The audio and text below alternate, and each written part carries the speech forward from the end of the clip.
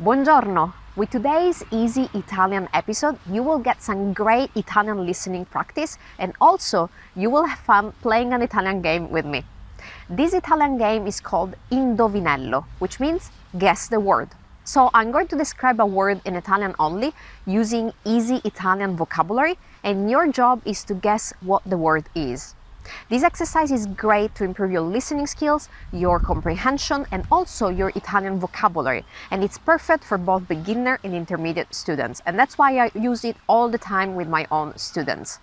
Also, you can turn on the subtitles if you need to, so that you can follow along with me. So, are you ready? Sei pronto? Let's start! Iniziamo! La parola di oggi è un animale. Questo animale può vivere in terra oppure in acqua. Può essere domestico oppure selvatico. Quello domestico di solito è più piccolo come dimensioni. Ha una dura corazza sulla schiena che è la sua casa. Può vivere fino a 100 anni ed è molto molto lento. Che cos'è? What is it? And as always, the game continues in the comments below. So leave me a comment with your guess and I'm going to reply to anyone who leaves a comment with my feedback.